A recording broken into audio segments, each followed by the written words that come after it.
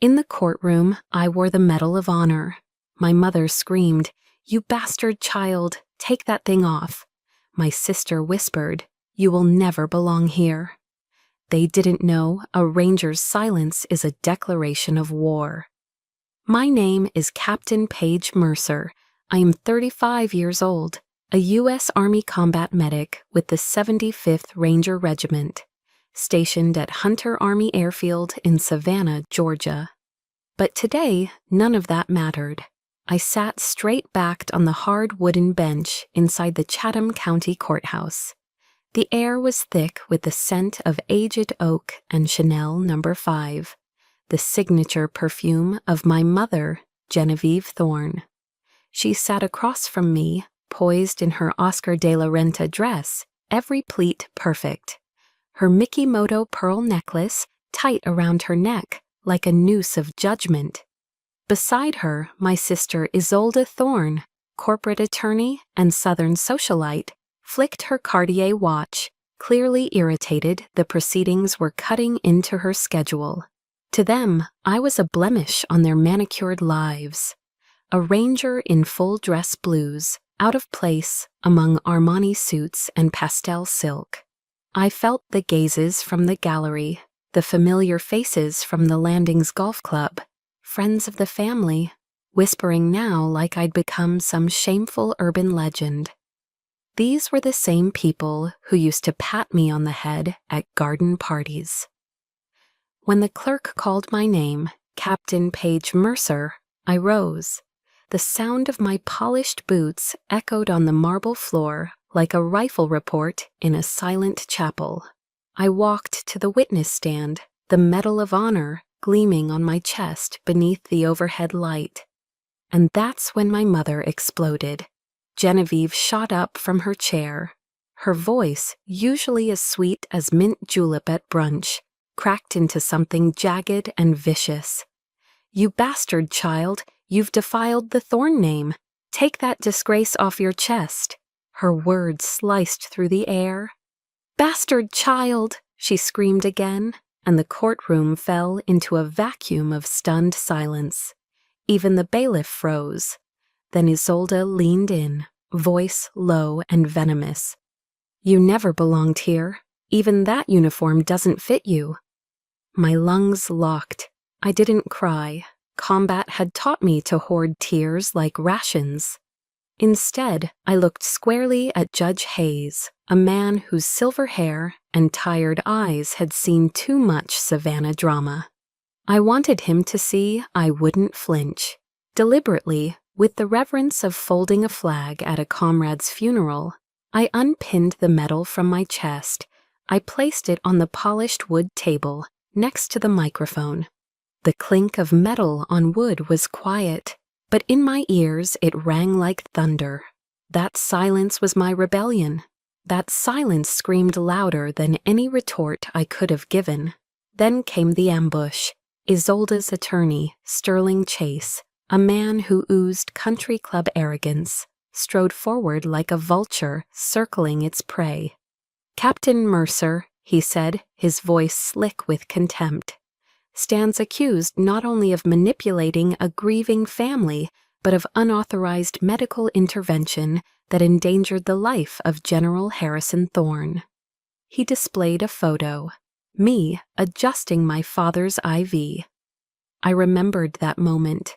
I'd just cleaned a pressure sore and changed his saline bag. Sterling's caption, "Unlicensed medical action with possible fatal consequences." They turned my compassion into a crime. They twisted my care into a con. Heads in the gallery nodded. My chest, now bare of the medal, felt naked, cold. And in that moment, I understood something. They weren't just denying my worth as a daughter. They were denying my right to exist as a soldier, as a woman, as family. They wanted me erased, neatly, surgically, from the narrative of the Thorne legacy. But they had forgotten one thing. A ranger never leaves a fallen comrade. And this time, the fallen comrade was me. I sat back down, my hands resting flat on my thighs to hide the slight tremble. My uniform felt tighter than usual, like the fabric itself recoiled from the shame being hurled my way. A man in the back row, a former family friend, I think his name was Richard Bellows, shifted uncomfortably, refusing to meet my eyes. He'd once told me at a 4th of July cookout that my father was damn lucky to have a daughter like me. Now he studied the courtroom tiles as if they contained scripture. Judge Hayes cleared his throat. The sound barely echoed over the weight in the room. "Let's proceed," he said, almost apologetically. But the damage had already been done. No ruling could scrub away what had been shouted. There were things that, once said aloud, settle into the bones. My mother refused to sit again. She remained standing like a specter of Southern elegance, her hands clasped in front of her, jaw clenched so tightly, the tendons in her neck strained beneath her pearl choker. I wondered if she practiced this look in the mirror, this stoic martyrdom, just in case the neighbors were watching. She had always been obsessed with image. When I was a child, she would smooth my hair so hard my scalp stung, whispering, "A thorn never looks messy, even when she's hurting." But there was nothing neat about this moment. No ironed pleat or polished veneer could hide the rawness now carved into my memory. Isolde scribbled something on her legal pad with her Mont Blanc pen, then leaned over to whisper in Sterling's ear. They both smiled. Whatever was coming next, I knew it wouldn't be mercy. As he resumed questioning, Sterling held up a printed copy of an old email, one I had sent months before to my father's nurse. In this message, Captain Mercer refers to herself as the only one who gives a damn whether he lives or dies. He turned toward the judge, eyebrows raised. "Your Honor, I submit this as proof of emotional instability and hostility toward other family members." When did she start calling me that? The words echoed long after the courtroom had emptied. Bastard child. Was it really today she said it for the first time, or had she always believed it? The truth? That curse started long before the gavel ever fell. I was 19, home from Georgetown for winter break. I sat on the Persian rug in our formal living room, the one reserved for guests and Christmas cards. My palms were sweaty. I looked at both of them, my parents, and said I wanted to enlist. Not law school, not Capitol Hill, the Army. My father, Lieutenant General Harrison Thorne, the war room legend with silver stars and a spine carved from granite, slapped me. A hard, flat slap that turned my face toward the antique mantel. But the sting wasn't from his hand, it was from his voice after. I'd rather have no daughter at all than one who humiliates me in front of my colleagues. Don't call me father again. My mother didn't flinch. She adjusted the flower arrangement on the fireplace like she'd just heard the weather forecast. I remember thinking, so this is how legacies are protected, by erasing anything that doesn't fit. Isolde was the golden child. She played piano at the Lucas Theater, had her debutante ball at the Oglethorpe Club. Her accomplishments were framed in gold and mounted in the hallway like a curated exhibit. I ran 5 miles by the river, fixed up a rusty Ford pickup in the driveway, and preferred cargo pants to pearls. My mother once told a friend during a tea party, "Isolde is a rose, refined, delicate. Paige, she's like a wild magnolia. Resilient, yes, but too coarse for the parlor." She didn't know I was behind the kitchen door, holding a plate of scones. Maybe she didn't care. The worst came on Thanksgiving. It was the first one after I completed medic training. I called the house from a payphone at Fort Sam Houston. I remember how hopeful I sounded, asking if dinner would be at 6 like always. Isolde answered, "Paige? Oh, sorry, Mom and Dad are out. They decided to spend Thanksgiving at Sea Island this year. The house is empty. My stomach dropped. That night, scrolling through Facebook from the barracks, I saw a photo. The Thorne family, full attendance, gathered around our dining table. Even my great-aunt Susan, who never leaves her apartment in Charleston, was there. The caption read, "Warmest Thanksgiving with the whole family." I had dinner that night at a Waffle House off I-95, turkey sandwich, burnt hash browns. A waitress named Bev who gave me a slice of pecan pie on the house because she said I looked like I needed it. I didn't cry, not then, but something in me calcified, like if I moved too quickly, it would shatter. Every year, the Thornes hosted a Christmas Eve gala, Savannah's Elite, all lace and liquor. I wasn't invited. Instead, I was told to help the staff in the kitchen. "You don't photograph well with donors," my mother once said. That year, I wore a cranberry turtleneck and passed hors d'oeuvres to bankers' wives in sequined gowns, while Isolde played Mozart in the drawing room. The cook, Miss Lorraine, patted my shoulder and whispered, "You got more heart than this whole house combined." I held on to those words like they were gospel. There were no framed photos of me in the halls, no stories about my deployments told over cocktails. To them, I was background noise, scrubbed from the narrative. They didn't want a soldier, they wanted a second Isolde. But then I read about Audie Murphy. He was small, too short, rejected by the Marines, rejected by the paratroopers, but the Army took him. He went on to become the most decorated combat soldier in U.S. history. I read his memoir, To Hell and Back, until the spine split. Audie didn't fight for applause. He fought because it was the right thing to do. That story lit a fire in me. If I couldn't earn my family's respect, I would earn my own. In the field, there were no monograms or pearls. Only blood, grit, and whether or not you came home. I chose the battlefield, and in some twisted way, I think that's what made them hate me more. Because I found honor where they thought there was only dirt.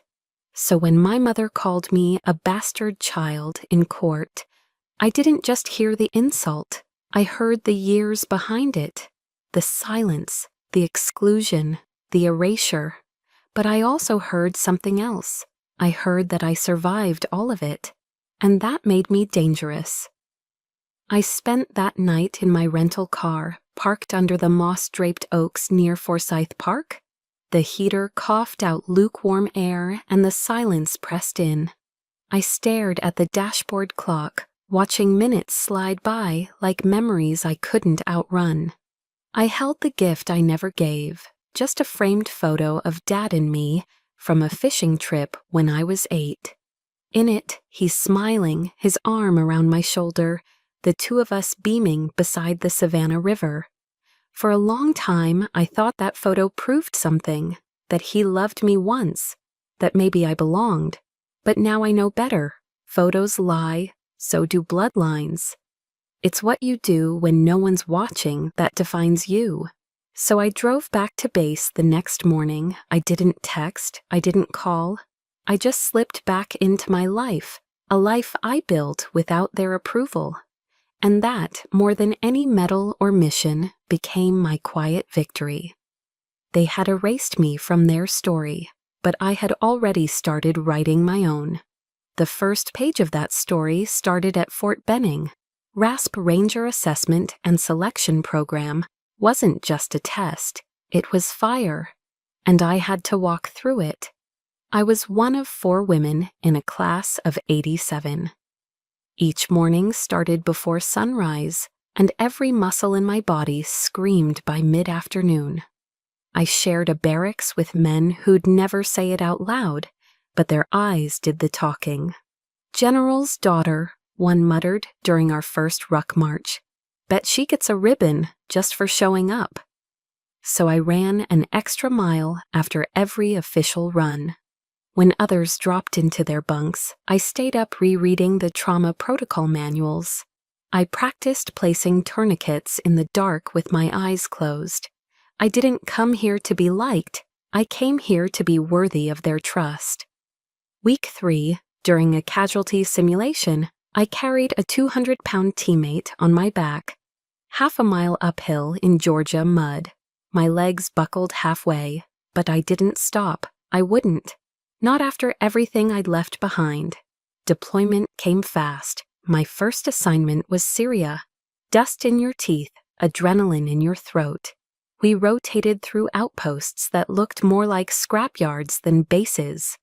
There were nights we slept fully geared, rifles under our arms, flinching at every shifting shadow.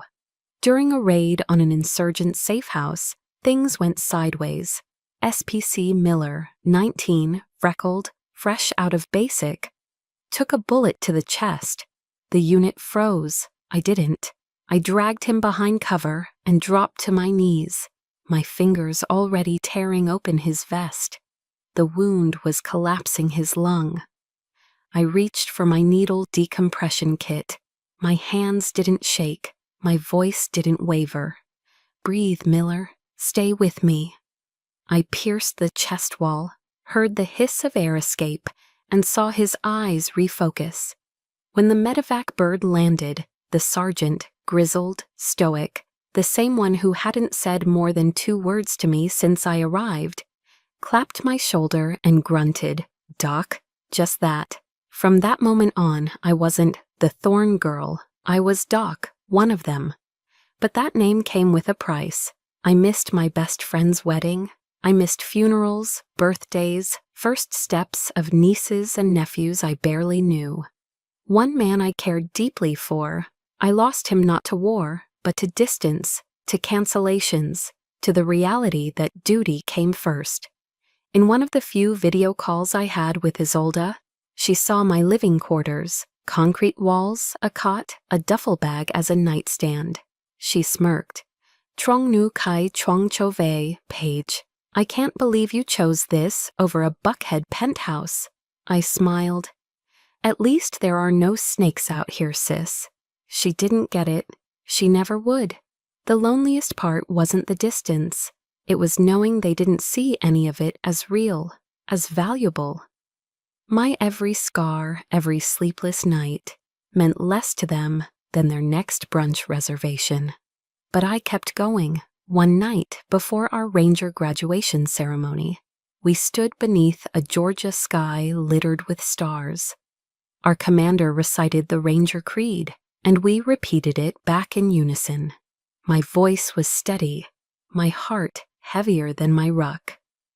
Never shall I fail my comrades. I will always keep myself mentally alert, physically strong, and morally straight.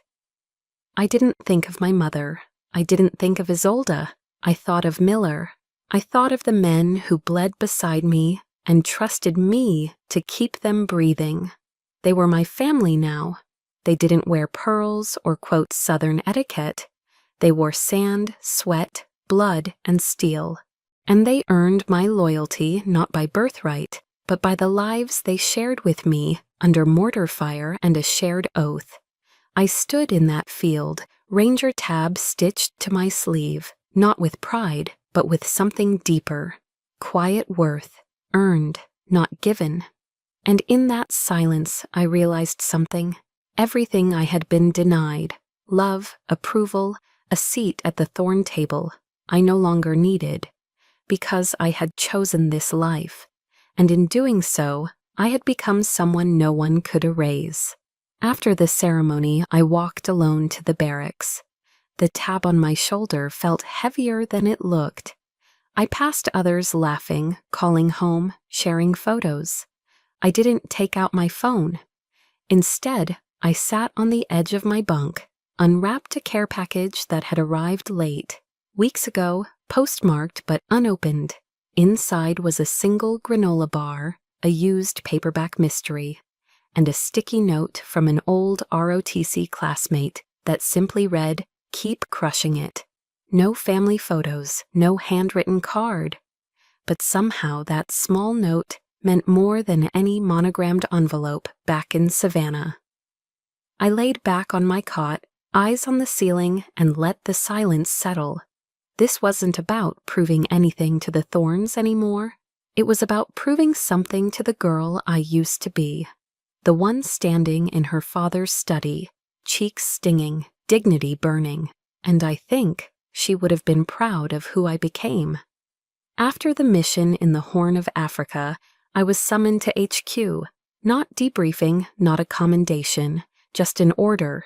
Report to SOCOM Command immediately. My stomach sank. I knew I'd gone off script. During an ambush at Checkpoint X, I deviated from protocol. It saved 3 lives, but broke the chain of command. I expected reprimand. What I didn't expect was to walk into a room and find General Elias Vance behind the desk. The man was a legend. Not in the newspaper sense, no. In the way Rangers whispered his name during long marches, as if it might make their boots lighter. He didn't offer a handshake, didn't motion for me to sit. He just studied me, silent, steady. "I've read your report," he said finally, sliding a folder across the desk. His voice was deep, gravel smoothed by time. "You broke procedure at Point X." "Yes, sir," I replied. I kept my shoulders square, my eyes level. I'd made peace with whatever was coming. He leaned back. Light glinted off his rack of medals, though somehow they seemed dull next to the sharpness in his eyes. "And you saved 3 people by doing it." I blinked. He didn't smile, but the tension shifted. "That's not what makes you a good soldier, Captain Mercer. That's what makes you a leader." A lump formed in my throat. Not from pride, no. From something deeper. Recognition, respect. 2 things I'd chased my entire life without ever knowing how hungry I truly was for them. He didn't mention my father, not once. That silence, it was a kindness, a line drawn, not to erase the past, but to let me step out of its shadow.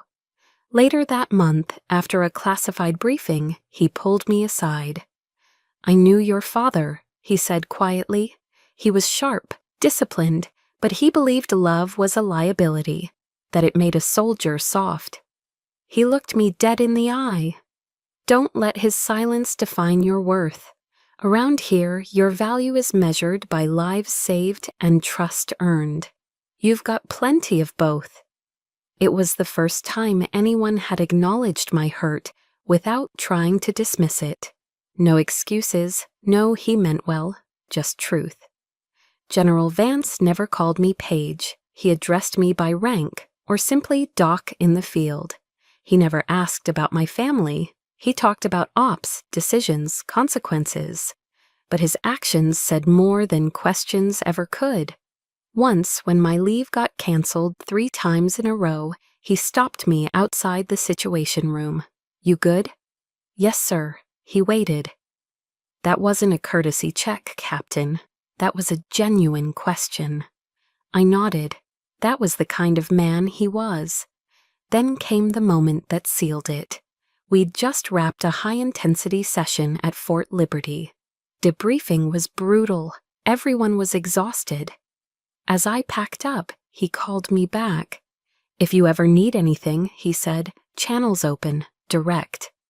Not through an aide, not chain of command, him. It wasn't a performance. It wasn't protocol. It was a promise. I left that room lighter than I'd entered, not because I'd done something extraordinary, but because someone finally saw me, not the shadow I came from. And that matters. Because when your own father tells you not to bother him with minor achievements, when your best isn't even worth a nod, every moment of recognition becomes its own revolution. To those of you listening right now, have you ever had someone outside your family believe in you more than your blood ever did? Someone who didn't owe you anything, but gave you everything that truly counted? That's who General Vance was for me. He didn't give me approval. He gave me dignity. He didn't ask me to prove myself. He simply noticed that I already had.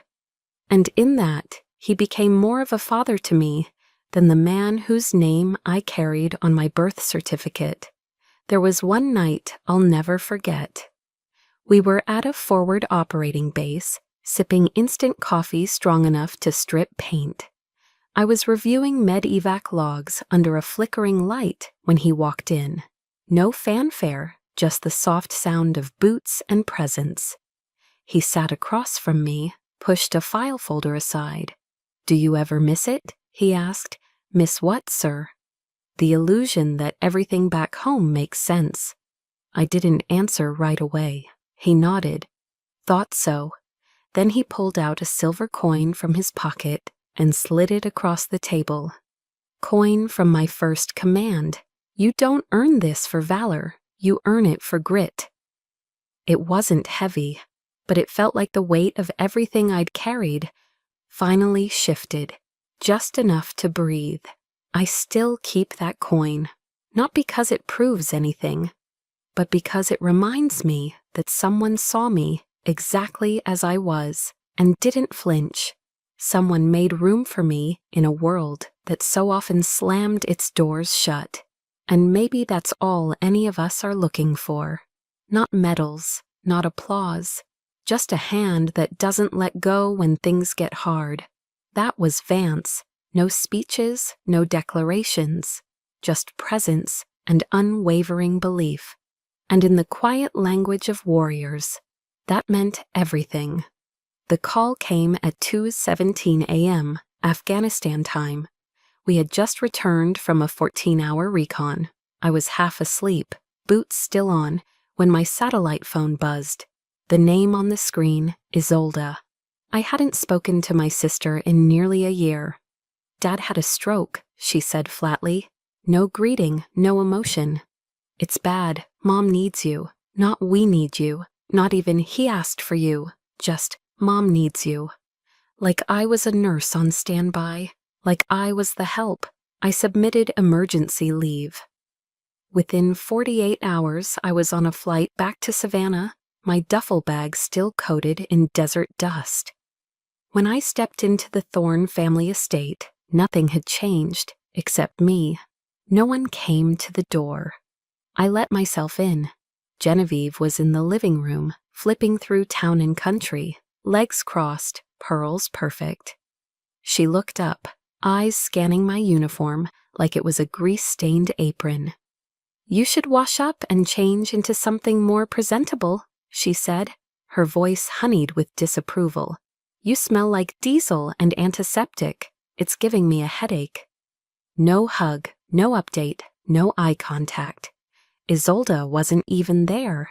She was handling things remotely from Atlanta, meaning she was too busy sipping cocktails in Buckhead to come see her father on what might have been his deathbed.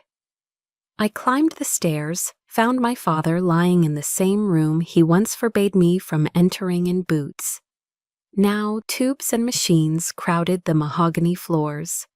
The man who once barked orders at generals couldn't lift his hand, but when I touched his fingers, he blinked.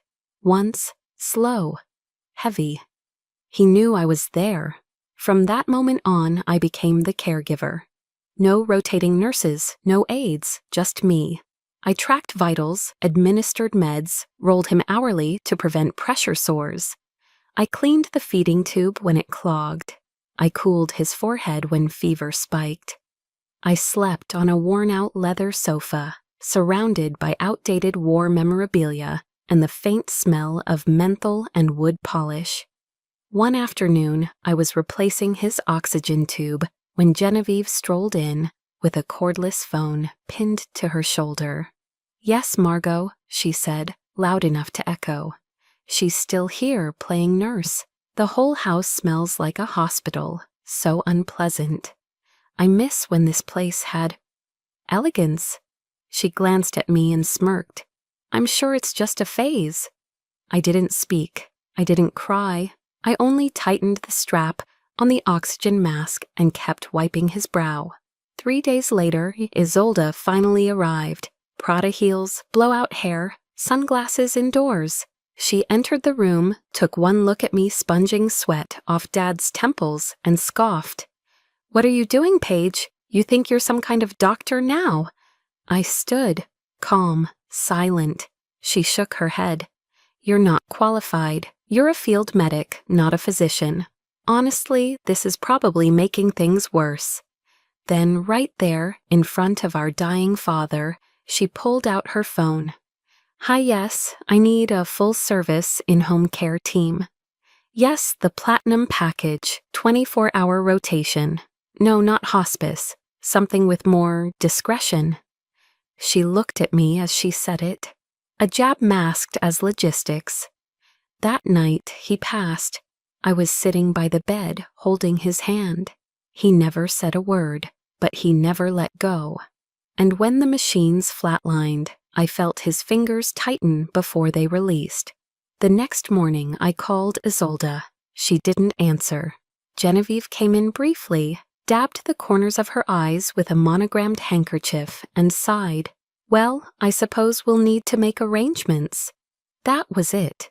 No eulogy, no story, just logistics. 2 days after the funeral, a manila envelope arrived with my name typed in all caps. Inside, a formal letter from Isolde's legal team, challenging my involvement in estate matters. Not condolences, not even a thank you, a lawsuit. That night, I couldn't sleep. I sat on the back porch, the same one where my father once taught me how to polish boots, long before silence took over our relationship.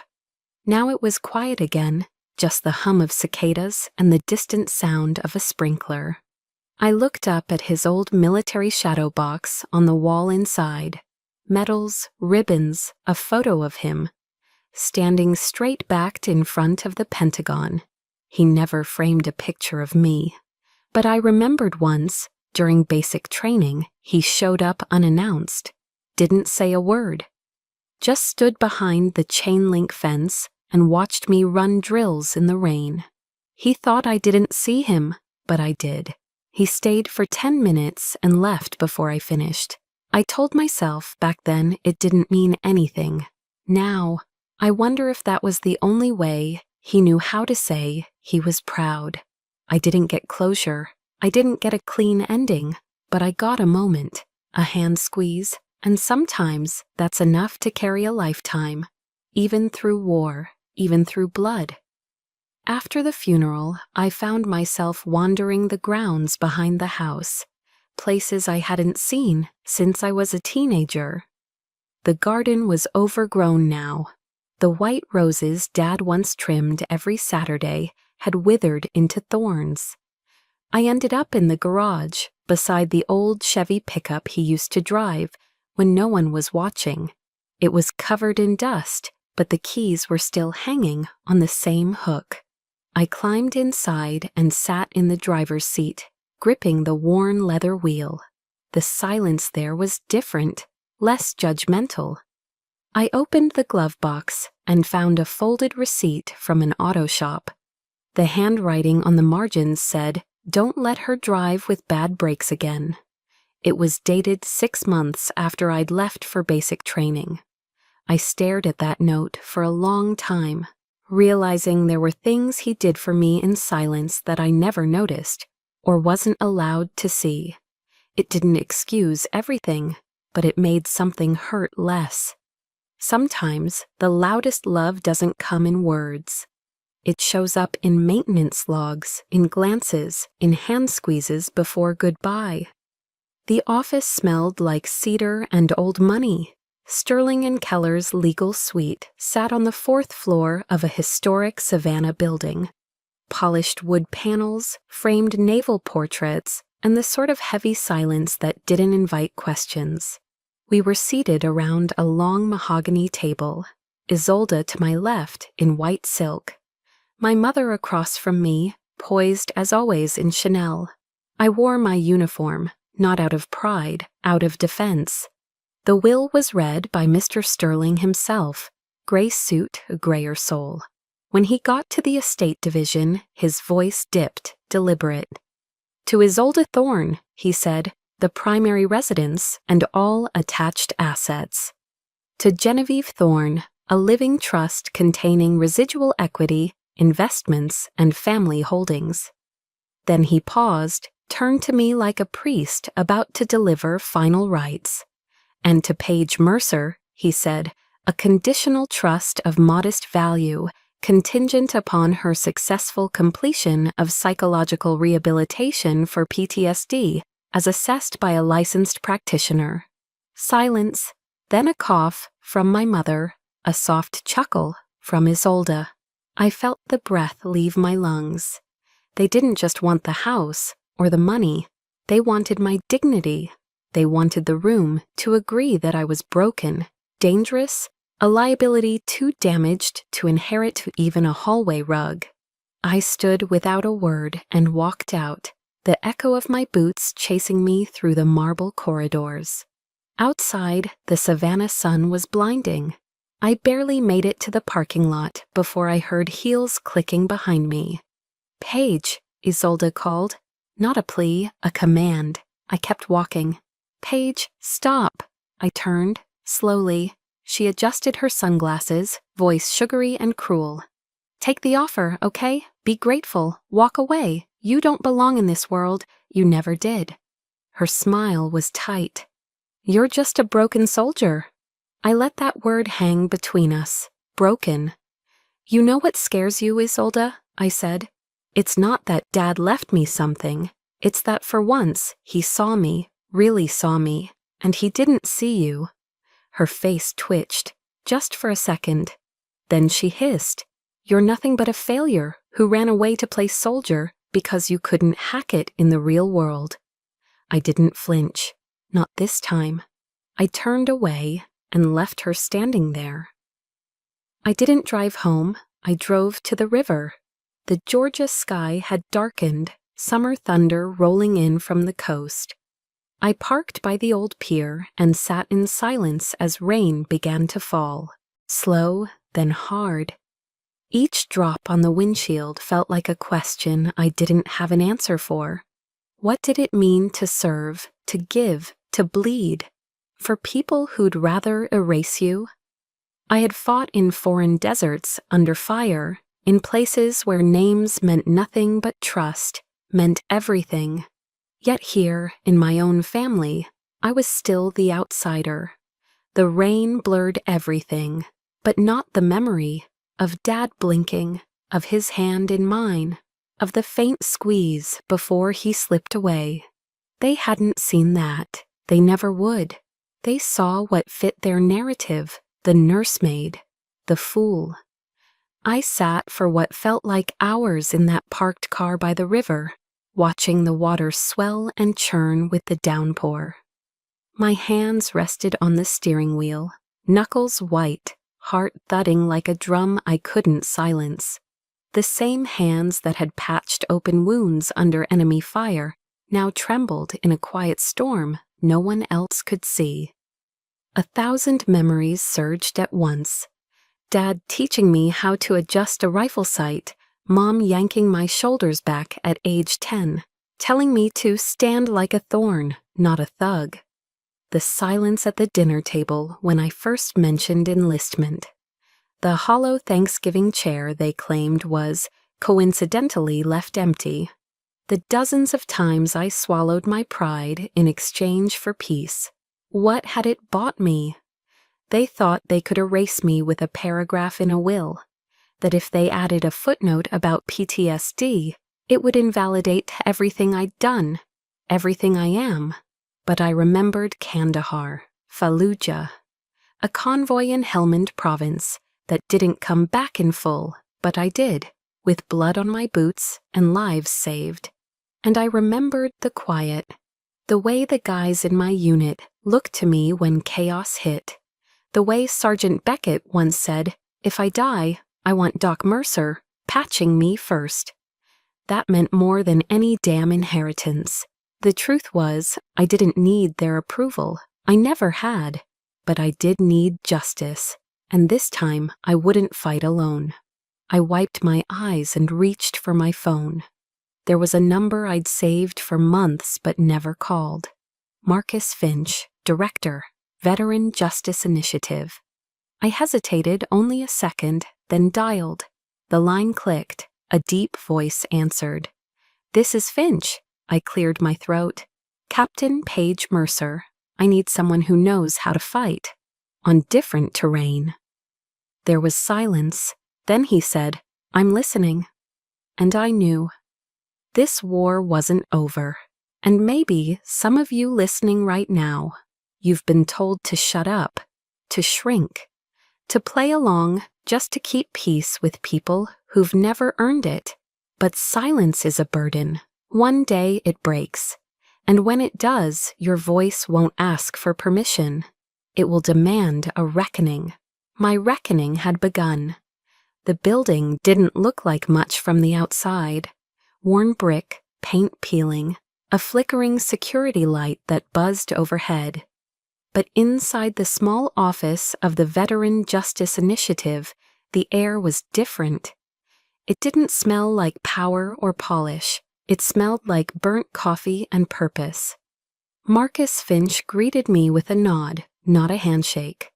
His sleeves were rolled, his shirt was wrinkled, and his desk looked like a war zone of case files and legal pads. But his eyes, dark, steady, held something I hadn't seen in weeks. Clarity. "Captain Mercer," he said, motioning to the chair across from him. "Let's hear it, all of it." I told him everything. From the slap that split my childhood in two, to the night I pulled the oxygen tube back into place, on a man who once told me never to call him Dad. I told him about the silence, the sideways looks, the will. I told him about the shame they tried to feed me, and how I never swallowed it, just learned to hide it better.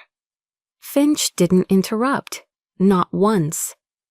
When I finished, he leaned back and folded his arms. "They made a mistake," he said. "They thought they were fighting a broken girl. They don't realize they picked a fight with a ranger." I didn't smile, but inside something uncurled, like a muscle long clenched. Finch went to work immediately. He laid out a timeline. He requested every email, every voicemail, every scrap of correspondence. He explained what would hold up in court, what wouldn't, and how we'd prepare for both.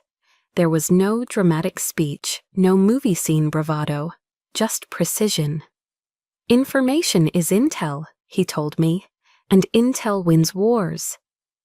Over the next few days, I combed through years of memories, calendar invites, passive-aggressive texts, expense reports, medical notes I'd scribbled on Post-its, every one of them a breadcrumb on a trail they thought I was too lost to find again. Then, one afternoon, a box showed up on my doorstep. No return label, just taped sloppily like a last-minute errand. Inside were relics, a tattered Raggedy Ann doll with missing hair, my box of childhood stones, all labeled meticulously in my handwriting. A faded swim ribbon that still smelled faintly of chlorine, and on top a folded piece of monogrammed stationery. Isolde's handwriting was unmistakable. "Cleaning out your junk. Maybe sell this stuff to afford a better lawyer. I hear pro bono doesn't win much." The cruelty wasn't surprising. What hit me harder was the method, using memories like weapons. I didn't throw them out. I took the ribbon and tucked it into the inside pocket of my blazer. I didn't wear it for luck. I wore it to remember that once upon a time, I knew how to finish strong. The night before the hearing, I was reviewing notes when my phone rang. No caller ID, scrambled digits, military encryption. "Captain Mercer," the voice said, low, familiar. "This is General Vance." I froze. "Sir? I heard you're heading into battle tomorrow, and I just wanted you to know, soldiers don't fight alone." I swallowed hard. "Sir, how did you even—" "Good commanders pay attention, Mercer. You've earned that much. I'll be there, in the back, watching." "You've got more eyes on you than you think. Hold your ground." The line went dead. I sat in silence for a long time. Then I stood, opened my closet, and laid out my uniform, not the ceremonial one, the one I wore in the field, the one with the dust from a desert still trapped in the seams. That night, I slept for 3 hours, not out of nerves, but strategy. I'd faced rocket fire on no sleep. A courtroom wouldn't break me. Dawn came with the dull gray haze of Savannah humidity. I arrived early. Finch was already there, calm as ever, reviewing notes by the coffee machine, like we were preparing for a tax audit, not war. "You ready?" he asked without looking up. "More than ever." He nodded once, handed me a pen, and said, "Then let's win this." I didn't expect to feel calm that morning, but I was. There's a kind of stillness that settles in before battle. Not fear, not adrenaline, just readiness. The kind I'd felt before every mission that mattered. My breath was slow, my hands steady. On the way to the courthouse, I passed the bakery my mother used to frequent on Sunday mornings. The windows fogged with fresh loaves. I hadn't stepped foot in there in years, but for a flicker of a second, I saw my younger self through that glass. Little Paige with grass-stained sneakers and too many questions, holding her mother's hand and wondering why it always felt cold. It reminded me that this fight wasn't just about a house or money. It was about reclaiming every piece of me they'd tried to discard.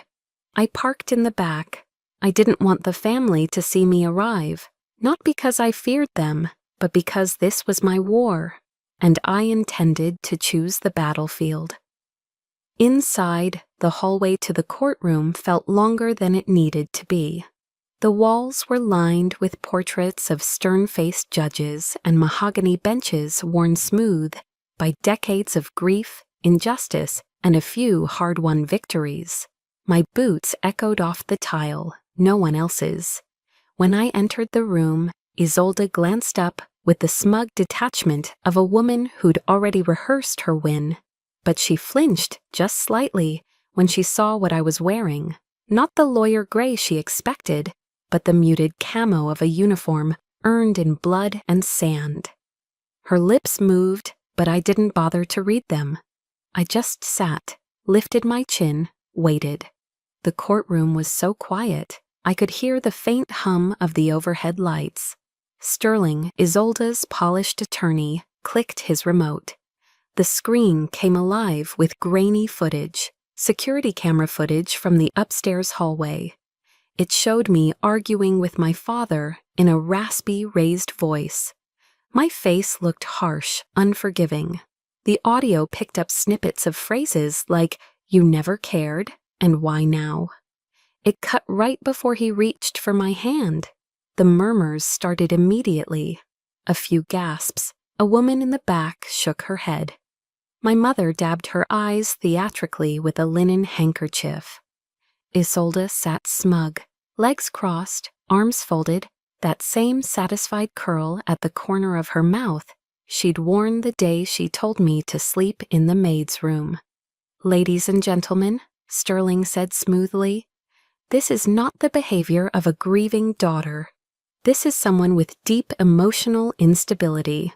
Someone the late General Thorne himself recognized as unfit to handle his estate." The judge didn't look at me. He adjusted his glasses, cleared his throat. I felt the walls closing in again. That familiar sensation from the courtroom weeks ago when my mother screamed, "Bastard child," in front of the world. That same burn under my collar, that silent rage caught between my ribs. Then, the door opened, every head turned. General Elias Vance entered the room, not in civilian clothes, but in full dress uniform. His chest a field of ribbons, his gait slow but sure, a storm in calm. "Your Honor," he said, voice low and gravelly. "With respect, I request to testify." Sterling jumped up. "Your Honor, this is highly irregular." Judge Hayes raised a hand. Let him speak. Vance walked to the center of the room. He didn't look at Sterling. He didn't look at my mother. He looked straight at the judge. I've served this country for over 40 years, he began. In Iraq, Afghanistan, Somalia. I've written evaluations for dozens of officers. I've signed off on Medal of Honor packets and court-martial dismissals. And I'm telling you now, Captain Paige Mercer is not unstable. She is a soldier, and she saved my life. He let that hang in the air.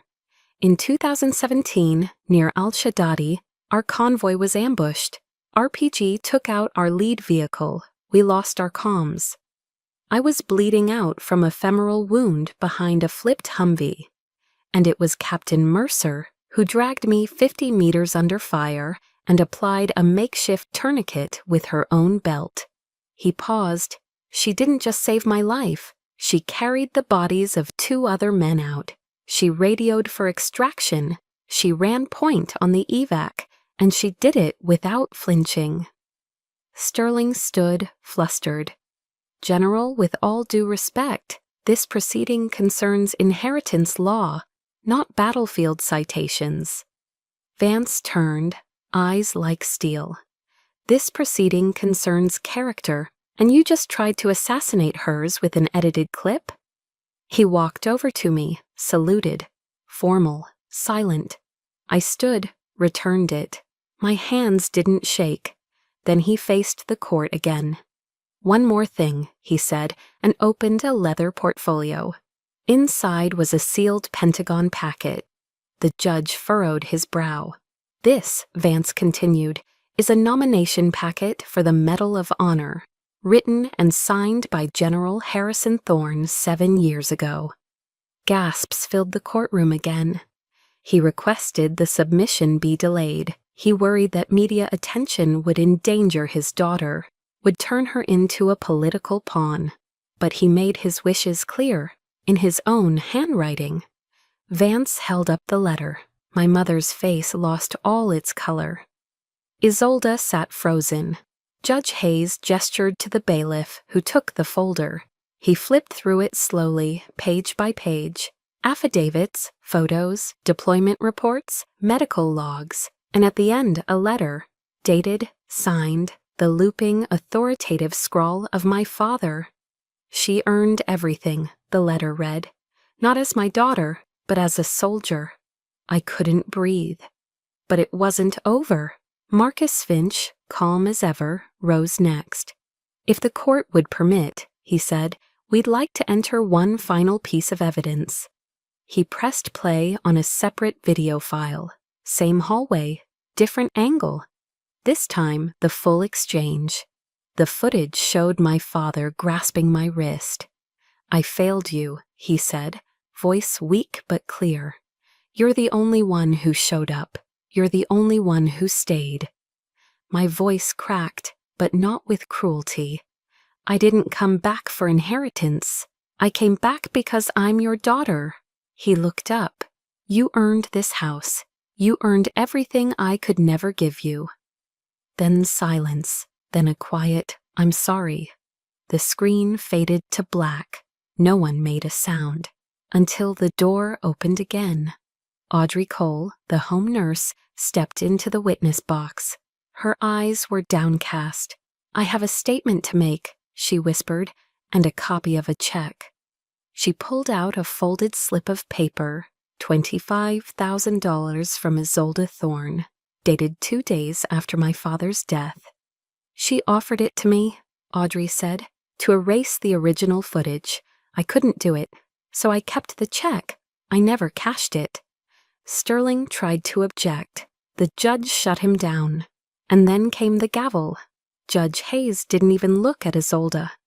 Based on the overwhelming evidence and the clear intent of General Harrison Thorne, I rule in favor of Captain Paige Mercer. The house is hers, the trust is hers, and this court finds no merit in claims of mental incompetency or instability. The gavel struck again, final, loud, and just like that, the war ended. I didn't look at my mother. I didn't glance at Isolde.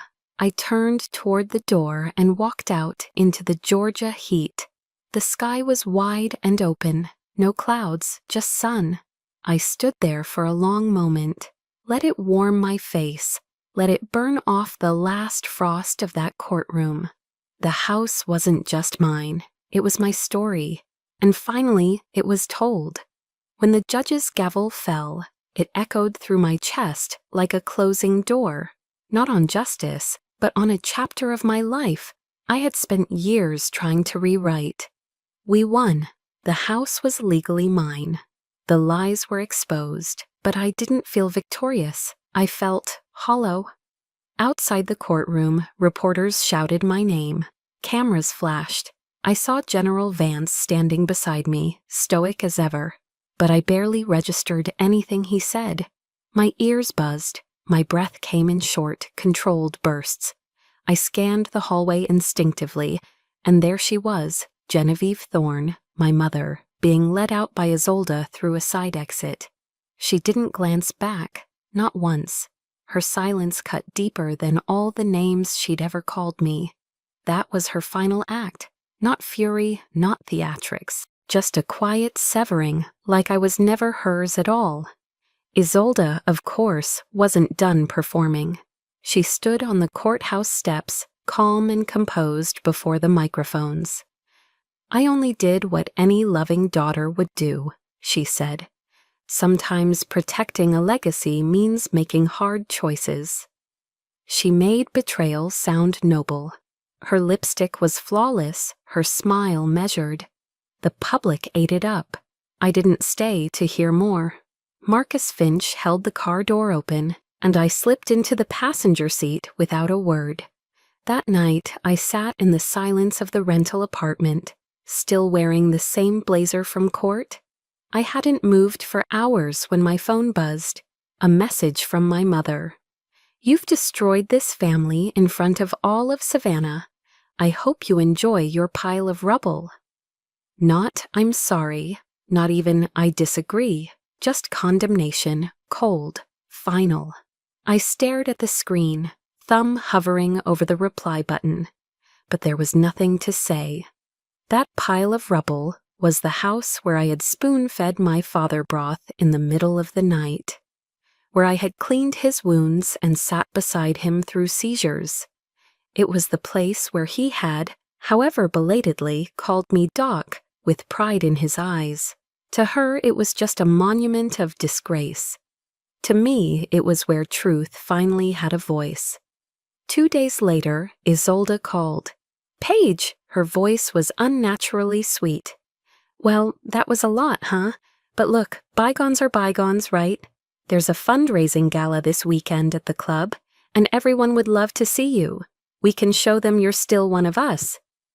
Still one of us? I took a long breath. "No, Isolde," I said quietly. "We are not us anymore. Families don't do what you did. They don't lie, manipulate, and then smile through it like it's champagne etiquette. You buried the truth. You tried to bury me." There was a pause. "You're being dramatic," she said with a little laugh. "I'm being clear," I replied. "Delete my number. I mean it." And then I hung up, just like that. It wasn't easy. My hand trembled, my stomach twisted. But the moment the call ended, something in me unclenched, like finally stepping out of a room with no air. I spent the following week alone in that apartment, unpacking boxes from the house that was now mine. The smell of old pine wood and lemon oil from the floorboards followed me. I moved carefully, lifting old photo frames and certificates, one by one. They meant nothing now. They were the remains of a war that had cost more than I ever expected. I found a photo of me and my father. I must have been 6. He was in uniform. I was on his shoulders. We were both smiling. I placed it face down in the drawer and shut it. Closure is a myth. There's only the choice to stop reopening the wound. On Sunday morning, I walked into the house, my house now, and stood in the foyer. The light poured in from the stained glass window, overhead, casting colored patterns on the floor. It looked different now, smaller, quieter, honest. I didn't know if I would live there. I wasn't sure yet, but it belonged to me. Not just the deed, but the memory, the pain, the fight, and the choice of what to do next. I spent the afternoon cleaning the study, not because it was dirty, but because I needed to reclaim the space. I found my father's journal tucked between two law books. I didn't read it, not then. I simply placed it on the desk and walked away. That was a decision for another day. Later that evening, I made tea, chamomile, and sat on the back porch, looking out over the yard. The magnolia tree was still there, still blooming. The air smelled like rain and something old fading away. I came back to the house on Kingston Drive on a Tuesday afternoon, a week after the verdict. The white shutters were faded, the azaleas overgrown, and the wind chimes on the back porch hadn't moved in months. It didn't feel like coming home. It felt like walking into a history book, one I wasn't sure I wanted to keep reading. The first few nights, I didn't unpack. I slept on the couch in my old bedroom, wrapped in a quilt that still smelled faintly of cedar and old books. The house creaked like it was grieving too, but I didn't rush to change it. I didn't throw away the furniture or scrub the walls. I just lived in it, sat in my father's leather chair, cooked a quiet dinner, let the silence teach me how to breathe again. One morning, I opened the back door and stood in the yard with a mug of black coffee. The sun was just starting to touch the top of the live oaks. I looked at the corner of the garden where the old magnolia tree used to stand, dead, broken, and eventually removed, after a hurricane took it out years ago. I grabbed a shovel, walked to the other side of the yard, one that got more light, and began to dig. That afternoon, I planted a new magnolia, not as a tribute to the past, but as a marker of something different, something chosen. At the Savannah Women Veterans Transition Center, I wasn't Captain Mercer. I was just Paige. I started attending Tuesday group sessions, listening more than I spoke. Women from all branches sat in that circle. Black, white, Hispanic, moms, widows, quiet ones, broken ones, funny ones. One woman named Carla had lost a leg to an IED in Kandahar. Another, Monica, was battling night terrors worse than mine. We shared coffee, stale cookies, and silence filled with meaning. I told my story on the fourth week, not the legal mess or courtroom drama, but the part that came after. About walking through grief with no map. About patching walls in a house that smelled like old ghosts. They didn't clap or pity me, they nodded, because they understood. We became a family, a strange, scarred, beautiful one. We celebrated birthdays with cupcakes and bad karaoke. We sat beside hospital beds when one of us got sick, and sometimes, when the air felt heavy, we just sat in the same room and didn't say a word. One Saturday, I opened the drawer of my father's old wardrobe. Inside, wrapped in a soft cloth, was my Medal of Honor. I hadn't looked at it in weeks. I didn't display it on the wall or set it in a glass case. I placed it in that drawer alongside a photograph of my dad teaching me how to bait a fishing hook when I was 7. It was the only photo of him smiling without his uniform. That drawer wasn't a shrine. It was a reminder that survival is a form of valor too. The days got longer. I repaired the shutters, painted the porch swing, learned how to make sourdough bread from YouTube, and failed 4 times before getting it right. A neighbor, Mrs. Coleman, who used to ignore me, brought over tomatoes from her garden and asked if I needed help with lawn care. I told her I did, and we laughed about how I could patch bullet wounds but couldn't work a weed eater. The house started to feel different, warmer. like it belonged to someone who'd stopped running. I came across a quote one evening scrolling through a blog by Brené Brown. Vulnerability is not winning or losing, it's having the courage to show up and be seen when we have no control over the outcome. I read it twice, then again. That line stitched something inside me back together. I'd shown up, I'd let myself be seen, even when I wanted to disappear. One morning in early spring, I walked to the backyard. The magnolia sapling had survived the winter. Its first blossom had opened, creamy white, defiant against the Georgia clay. I stood there, barefoot in the damp grass, letting the moment wash over me. This wasn't a fairy tale ending. My mother never apologized. Isolde never faced jail time.